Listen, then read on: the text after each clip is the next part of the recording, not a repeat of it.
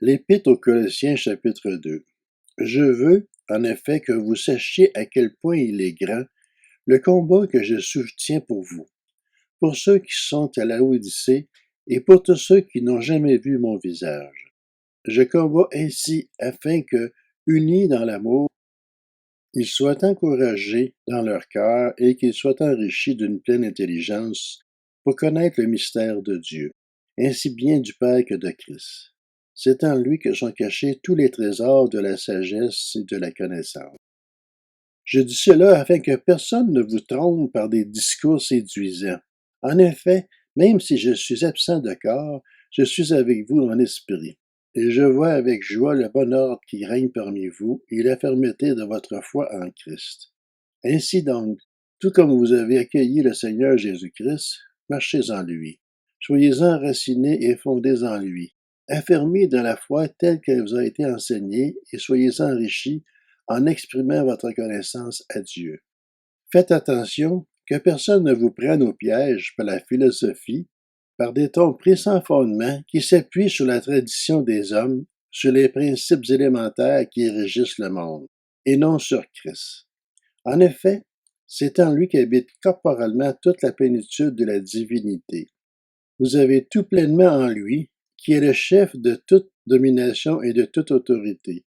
C'est en lui aussi que vous avez été circoncis d'une circoncision qui n'est pas faite par la main de l'homme, mais de la circoncision de Christ, qui consiste à vous dépouiller du corps de votre nature pécheresse.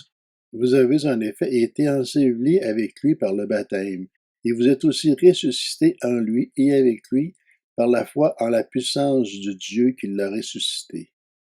Vous qui étiez morts en raison de vos fautes et de l'incirconcision de votre corps, il vous a rendu à la vie avec lui. Il nous a pardonné toutes nos fautes. Il a effacé l'acte rédigé contre nous qui nous condamnait par ses prescriptions, et il l'a annulé en le clouant à la croix. Il a aussi dépouillé les dominations et les autorités, et les a données publiquement en spectacle en triomphant d'elles par la croix. Que personne donc ne vous juge au sujet du manger ou du boire, ou à propos d'une fête, d'un nouveau mois ou du sabbat.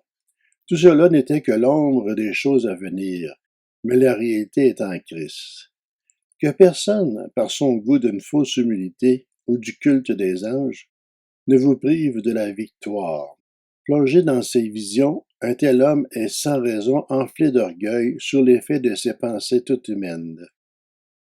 Et il ne s'attache pas à celui qui a la tête. C'est pourtant d'elle que tout le corps, bien nourri et solidement assemblé par ses articulations et ses liens, tire la croissance que Dieu donne. Si vous êtes mort avec Christ aux principes élémentaires qui régissent le monde, pourquoi, comme si vous vivez dans le monde, vous soumettez-vous à toutes ces règles? Ne prends pas, ne goûte pas, ne touche pas. Elles ne concernent que des choses destinées à disparaître dès qu'on en fait usage. Il s'agit bien là de commandements et d'enseignements humains. Ils ont, en vérité, une apparence de sagesse, car ils indiquent un culte volontaire, de l'humilité et le mépris du corps. Mais ils sont sans aucune valeur et ne servent qu'à la satisfaction personnelle.